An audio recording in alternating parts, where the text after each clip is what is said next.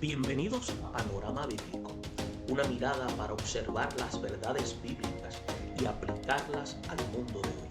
Ante los desafíos de este mundo y sus avatares contrarios a una coherencia y sintonía de vida, las Sagradas Escrituras han sido siempre el medio exacto para vivir en el orden de Dios.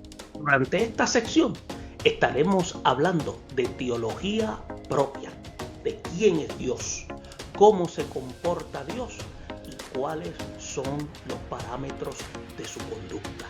Esperamos que esta sección pueda ser de ayuda para que usted y yo podamos conocer más de quién es el Dios de la Biblia.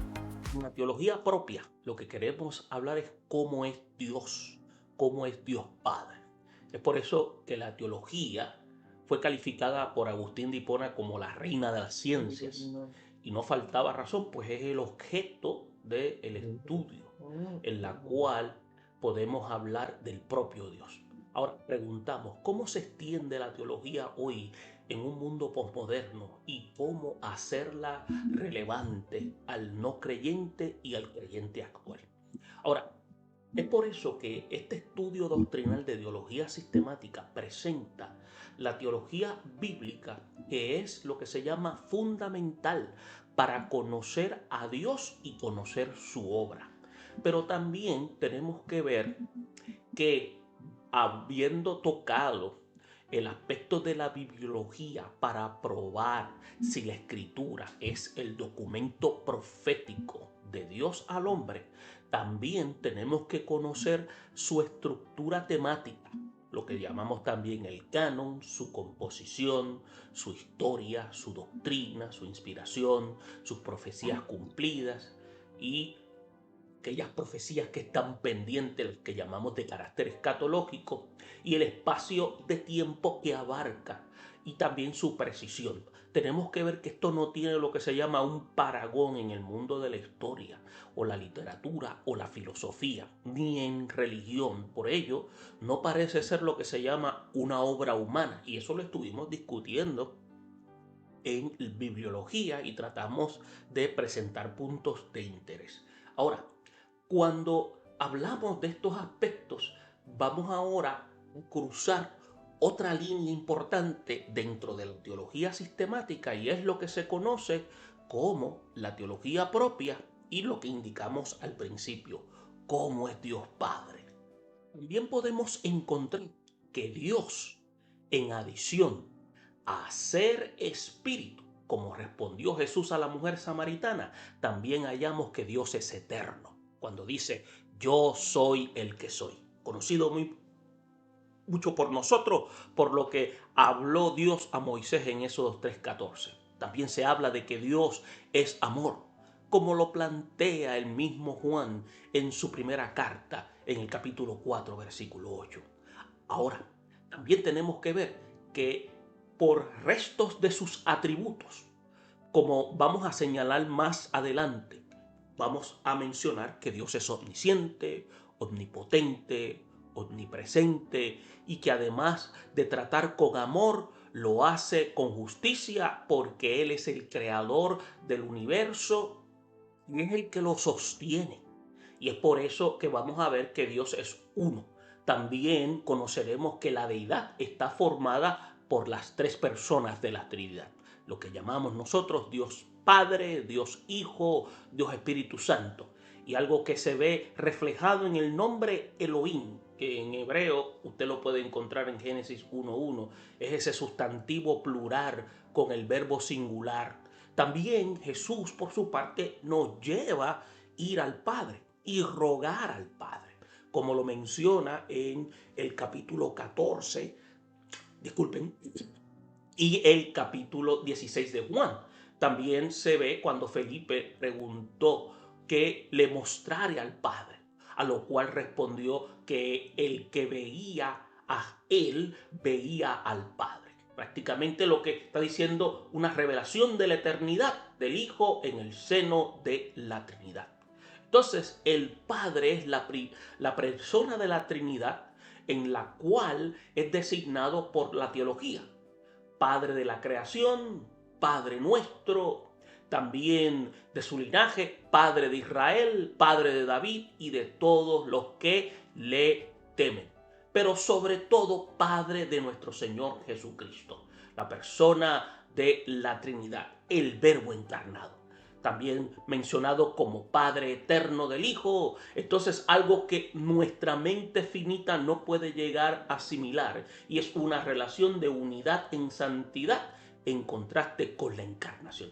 Entonces, esto es bien importante porque tenemos que estar claros de que los mismos atributos que tiene el Padre los tiene también el Hijo. Y eso lo estaremos mencionando más adelante cuando hablemos de cristología. Por otra parte, también tenemos que hablar de lo que es la existencia de Dios, que es uno de los temas que estudia lo que se llama la dogmática o la teología sistemática, llamada doctrina de Dios.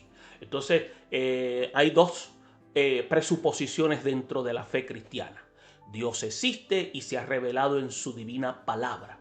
Es por eso que el estudio de la teología se ha visto modificado por las modas y así con la influencia de lo que ha ido ocurriendo desde el siglo XIX, siglo XX y lo que está ocurriendo en nuestro siglo actual, siglo XXI, quien dejando la autorizada revelación de la palabra de Dios pasa a basar un estudio en la conciencia religiosa del hombre, sus emociones y temores. También tenemos que ver que el hombre, a dejar de ver el conocimiento de Dios como algo dado en las Escrituras, para creer que es ahora también un investigador, porque es parte de la imagen de él. También tenemos que ver que la teología debe comenzar con la doctrina de Dios, o lo que se conoce como la teología propia, porque Dios es el principio de todo, también de la teología. Es por eso que cuando trabajamos en conocer a Dios, vamos a saber quién es Él, cómo Él se comporta y cuáles son los parámetros de su conducta. Otro aspecto es que la prueba bíblica de la realidad existencia de Dios está más cerca de lo que es conocido como la gran presunción del cristianismo, que Dios existe, e incluso más que existe, Dios es. Por eso es que Él no tiene nombre propio. Él se llama Yo soy, el que era, el que es y el que será. Y es por eso que podemos ver cómo Él se revela a través del documento bíblico, dejando saber que sobre Él giran todas las cosas. Ahora, tenemos que señalar que estas pruebas que estamos mencionando de carácter racional de la existencia de Dios son más recientes de lo que nosotros pensamos, porque hombres como Platón y Aristóteles habían mencionado en algunos de sus cimientos de la filosofía el concepto de la realidad de un ser supremo. Entonces, hay por lo menos argumentos que son lo que se llaman los que normalmente se utilizan y sobre los cuales incluimos las bases de esos principios. Está lo que se conoce como el argumento ontológico. ¿Y qué es lo que significa? Cuando hablamos del argumento ontológico, quiere decir que el hombre tiene la idea de un ser absolutamente perfecto, que la existencia es un atributo de la perfección y que por tanto debe existir un ser absolutamente perfecto. Y esta es la forma más precisa del argumento desarrollado por aquel hombre llamado Anselmo. También hombres como Descartes, como Samuel Clarke y otros lo enseñaron. También es evidente que no podemos inferir una existencia real de un pensamiento abstracto en lo que no se es una prueba de carácter concreto, ni demostración lógica como lo presentaron los argumentos de Kant. Sin embargo, como decía Hegel, lo vio como un argumento principal a favor de la existencia de Dios. También en este tiempo actual hallamos que algunos hablan como el informe de la experiencia, desde el punto de vista de los idealistas, por lo que expresan el argumento como tengo una idea de Dios, por lo tanto tengo una experiencia de Dios. Sobre experiencia debemos mencionar, ya que en el pensamiento ontológico se basa en ella. ¿Y qué podemos decir? Dios ha impregnado de manera intuitiva la capacidad de que el hombre pueda entender que hay un ser supremo. No podemos olvidar que también existe lo que se conoce como un aspecto de carácter cosmológico. Todo lo que existe tiene que tener una causa adecuada. Bien, el universo, lo cual nos lleva a una causa infinitamente grande, es inicial el planteamiento de que por qué existe algo en lugar de nada y en base al cosmos es lo que en términos del lenguaje árabe que llaman kalam, que no quiere aportar para argumentar, o mejor dicho, que nos quiere aportar para darnos ese argumento en cuanto a lo que se conoce más bien como una teología natural. Ahora, hay detractores que argumentan que si Dios era esa causa, también tenía que tener causa. Ahora, si tomamos la argumentación de personas como Norman Geisler, algunos seres limitados, cambiantes existen. Ahora, esto no se puede negar. La existencia presente de cada ser es cambiante y limitado, es causada por otro. Ahora, la potencialidad para la existencia solamente puede ser realizada por una existencia más allá de ella. No puede existir un retroceso infinito de causa del ser. Por lo tanto, hay una primera causa de la existencia presente de estos seres. Y esta primera causa tiene que ser infinita, necesaria, eterna, simple, inalterable y única. Por eso que al comparar el ser que está dentro del argumento respalda con lo que nosotros llamamos el Dios de la Escritura. Y llegamos a la conclusión y llegamos en cuenta de que es idéntico. Déjeme decirle, para que todo exista tiene que algo ser. Y ese ser se llama Dios. Quiere decir que nosotros existimos porque Dios es. Y a través de Él tenemos esencia de vida. También el argumento cosmológico ha sido evolucionado en sus argumentaciones y hoy contamos además con una ciencia que aunque no es nueva, sí cuenta con nuevos apoyos de resultados científicos, que es el diseño inteligente, del apoyo del creacionismo y desde esta disciplina y con el modelo científico que aporta. Y es difícil que aquellos que lo estudian sin prejuicios no lo acepten como apoyo de la revelación general. Pero tenemos que darnos cuenta de que la evidencia cosmológica revela la realidad de un Dios que está presente. Como argumento es el argumento teleológico y es el mundo que nos rodea, la naturaleza y el cosmos emana un orden, una armonía y un designio que incluye leyes físicas y revela inteligencia. Y este argumento es bien poderoso y completa lo que mencionamos anteriormente. Ambos a día de hoy se complementan y también tenemos que ver que si bien este es culminado con el diseño inteligente y el anterior con el creacionismo, tenemos que ver que ambos apoyan la realidad de un Dios que tiene control sobre todas las cosas. Es por eso que estamos viendo que estos argumentos evidencian la realidad de un Dios verdadero. También está el argumento ético o moral. Todas las personas tienen una moral o un código de conducta, pero buscan la moral superior en aras de la justicia. Al existir esta conciencia humana de una moral que nos dice cuál es el bien y el mal, aunque haya diferencias por cultura y tradiciones, todos reconocen que deben haber también un legislador que es el que argumenta todos estos aspectos y ese es Dios. Ahora, el ateísmo no provee ninguna solución a la moral o a la ética y se pierde hasta llegar a lo que se llama nihilismo. Es por eso que en un mundo posmoderno el bien y el mal es algo relativo. Ya no hay un código moral universal establecido, sino que cada cual vive con sus reglas como se ha ido inyectando en la filosofía. Por eso personas como Nietzsche, que hablan de la muerte de Dios, lo cual lleva a un desastre social en la cual estamos viviendo actualmente, es lo que hace que el mundo en el cual estamos viviendo quiere dejar ver que con su conducta ellos son sus propios dioses. También tenemos que ver que hay una oposición a la fe cristiana. Y esto es lo que nosotros conocemos como aquella negación a la realidad y existencia de Dios, a un Dios creador, a un Dios salvador. La negación de la necesidad de esa redención, la negación de que Cristo pudiera existir eternamente, encarnarse, morir, resucitar y que su pasión fuera expiatoria.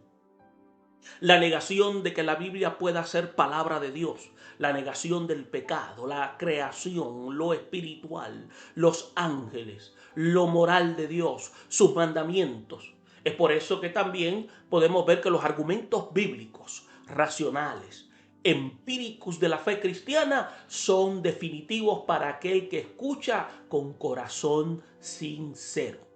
Es por eso que en la metafísica, el naturalismo, materialismo, humanismo y ateísmo se oponen.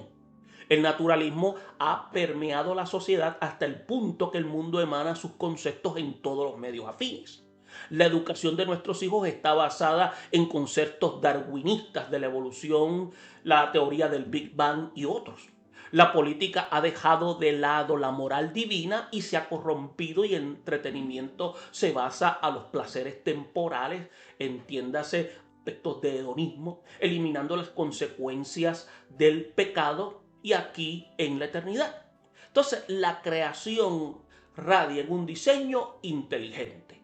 Las entidades mentales argumentan que todas las personas buscan la felicidad, tienen sueños, ideas, sienten y necesitan amor, imaginan, proyectan y también buscan otros medios por sus propias capacidades. Además, también podemos ver y entender las leyes de la lógica, los números, la música, para aportar argumentos a ateos y naturalistas para defender los abstractos como no físicos.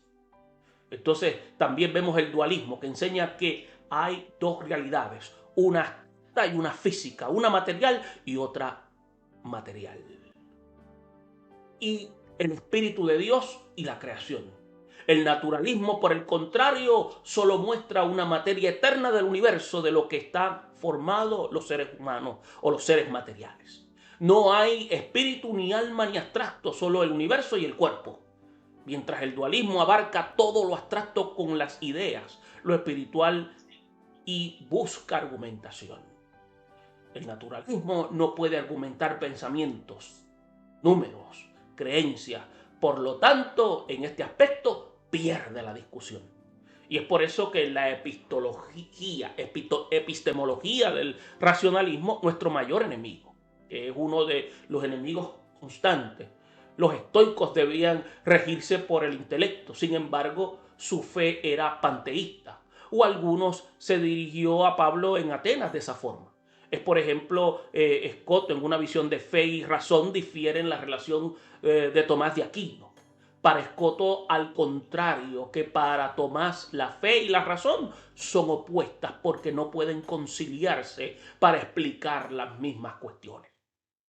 La razón ha de limitarse a lo demostrable, la teología a las dogmas de fe. Sin embargo, la revelación es la razón, una nueva luz que cambia al ser humano y acerca a la relación con Dios, lo cual todos los creyentes experimentamos, lo cual no es rebatible, pues subjetivamente y empíricamente todos durante siglos experimentamos lo que la Biblia expone, no solo racionalmente y moralmente, sino sentimentalmente por el Espíritu. Es por eso que hombres como Jean-Paul Sartre, su existencialismo le lleva al ateísmo. Por lo general, el existencialismo contiene el ateísmo. Es por eso que personas como Sartre, Camus, reflejan de forma aproximada el parecer hermenéutico y filosófico de aquellos conceptos en la cual no quieren dar a conocer la realidad de un Dios verdadero. Y es por eso centran su filosofía a la realidad de Dios, porque el hombre no es un ser estable y perfecto. El hombre entonces descubre por lo que haya llegado a ser. No existía antes y surge. Entonces nadie es bueno ni malo por naturaleza moral. Moral o relativista. No existe el pecado. Es la mentalidad en la cual estamos viendo hoy. Bien, está el concepto de relativismo ético, en la cual el ateísmo y el comunismo. Entonces, personas como Engels y Marx, que sintetizaron su materialismo dialéctico a partir de su demoledora crítica del materialismo mecánico y de la dialéctica idealista. El materialismo también lo consideraron como un materialismo influido por corrientes del pensamiento filosófico metafísico. También vemos que en su ateísmo científico Dios no existe. La materia es eterna como realidad primera.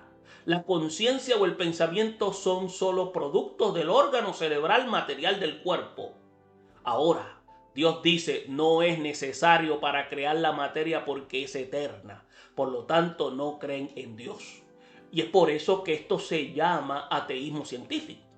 Pero el problema es que la propia ciencia ha demostrado, y por las leyes de la física, que la materia tiene un origen y que no es eterna, y por lo tanto se cae el argumento y nos lleva a un origen, a un creador, Dios, el Dios del mismo.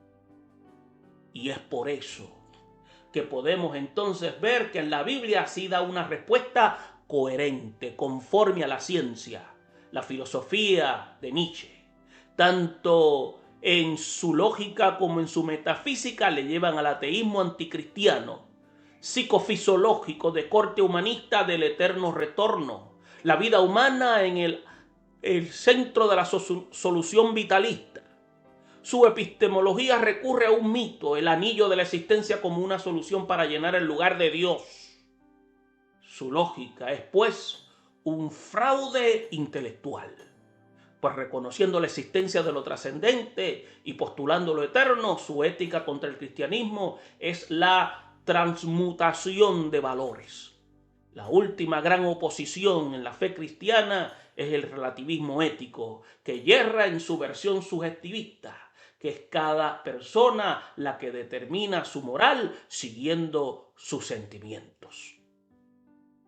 Por eso que al principio comentábamos la premisa de si es posible conocer a Dios por la expresión Dios es incomprensible. Se complementa con la evidencia, entonces es conocible. Lo primero. Lo segundo. Existen características del conocimiento de Dios, su fuente, contenido, progreso y propósito. Su fuente se ve que toda la verdad de Dios, pero durante lo que se llama la comunidad judía era la religión verdadera, pero hoy se conoce como la fe cristiana. Es el Espíritu Santo quien abre las Escrituras al creyente para conocer a Dios de forma más profunda. Su contenido es tan rico que Dios ha revelado todos los datos sobre Él, el cual nos permite tener una relación íntima, inteligente, provechosa con Él. Con toda la experiencia al estudiar la teología propia, nuestro deseo de conocer al Padre de una forma más profunda es algo que debe ir aumentando en nosotros. Es por eso que su progreso es que sus obras y conocimientos nos son revelados de forma progresiva. Entiéndase la Trinidad, la resurrección, la escatología. Entonces también vemos que sus propósitos es llevarnos a la vida eterna, promover el crecimiento cristiano por teología y por forma de vida, advertir sobre el juicio divino y generar adoración verdadera. Hay unos requisitos previos al conocimiento de Dios. Fue Dios quien inició la revelación hasta el punto en que la dio. No es un conocimiento que el hombre inicia. También proveyó el lenguaje para traer la comunicación y lo dio al primer hombre. Creó al hombre a su imagen, semejanza, un ser racional y espiritual con quien relacionarse. Y finalmente dio su Espíritu Santo para revelarnos sus cosas. La negación de nuestro conocimiento de Dios por parte de los agnósticos se argumenta en que el hombre no tiene capacidad suficiente para conocer las cosas divinas por el intelecto.